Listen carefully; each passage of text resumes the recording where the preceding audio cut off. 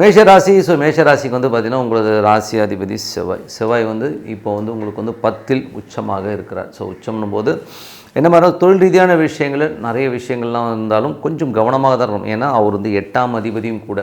மாமியார் வீட்டில் வந்து எதை விருந்து கூப்பிட்டாங்கன்னா கொஞ்சம் போகாமல் இருக்கிறது ரொம்ப ரொம்ப நல்லது. கொஞ்சம் இல்லாடி அலர்ட்டாக இருந்துக்குங்க. ஏன்னா நிறைய கூட்டங்கள், நிறைய ஒரு கன்ஜக்ஷன் இருக்கிறதுக்கான சூழ்நிலை இருக்குன்னா ரொம்ப கவனமாக இருக்கணும். ஓகேங்களா? அதுக்கப்புறம் பார்க்கும்போது உங்களுக்கு 2 மற்றும் 7ஆம் அதிபதியான சுக்கிரன். சுக்கிரன் உங்களுக்கு வந்து 10ல் இருக்கும். தொழில் ரீதியான விஷயங்கள் நல்ல ஏற்றங்கள், நல்ல லாபங்கள் வர்றதுக்கான வாய்ப்பு எல்லாமே ரொம்ப அற்புதமாக இருக்குது. புதிய தொழில் ஒப்பந்தங்கள், தொழில் வளர்ச்சிக்கான விஷயங்களும் ரொம்ப அற்புதமாக இருக்கும். 3 மற்றும் 6ஆம் அதிபதியான புதன். 3 மற்றும் 6ஆம் அதிபதியான புதன் 10ல் இருக்கும்பொழுது தொழில் ரீதியான விஷயங்கள் லோன்ஸ் அப்ளை பண்ணிங்கன்னா கிடைக்கிறதுக்கான வாய்ப்புகள்லாம் ரொம்ப அற்புதமாக இருக்குது. சில நேரங்கள் வந்து கால் வலி இந்த மாதிரி விஷயங்கள் வந்து போகிறதுக்கான வாய்ப்புகள் இருக்கனால கொஞ்சம் அந்த தையல் தைக்கிறதோ இல்லை கொஞ்சம் மெடிக்கல் ட்ரீட்மெண்ட் சில பேருக்கு தேவைப்படலாம். வேலையில் இருக்கிறவர்கள் வந்து கொஞ்சம் வந்து ஒரு அலைச்சல், சின்ன சின்ன அலைச்சல்களை தவிர்க்க முடியாதுங்க.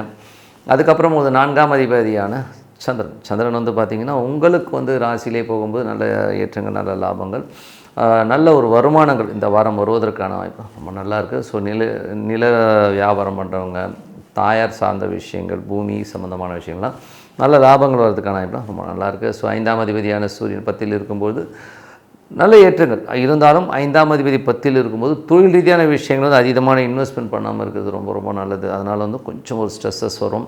அதே நேரத்தில் வந்து பார்த்திங்கன்னா குழந்தைகளும் கொஞ்சம் நம்மளை ஏடாகூடமாக பேசுவாங்க. அந்த மாதிரி விஷயங்கள் மட்டும் கொஞ்சம் கேர்ஃபுல்லாக இருந்துக்கணும்.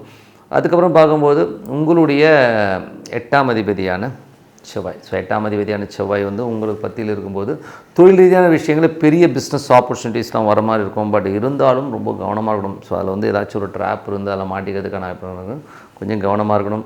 அதுக்கப்புறம் பார்க்கும்போது உங்களுடைய 11ஆம் அதிபதியான சனி, 10-11ஆம் அதிபதியான சனி வந்து பார்த்திங்கன்னா உங்களுக்கு வந்து 12ல் இருக்கும்போது நிறைய தொழில் ரீதியான விஷயம், நிறைய ஆப்பர்ச்சுனிட்டிஸ் வர மாதிரி இருக்கும். நிறைய அலைச்சல்கள், நிறைய கன்ஃபியூஷன்ஸ் இருக்கிறதுக்கான சூழ்நிலைகளும் கொஞ்சம் கவனமாக பார்த்துக்கிறது ரொம்ப ரொம்ப நல்லது.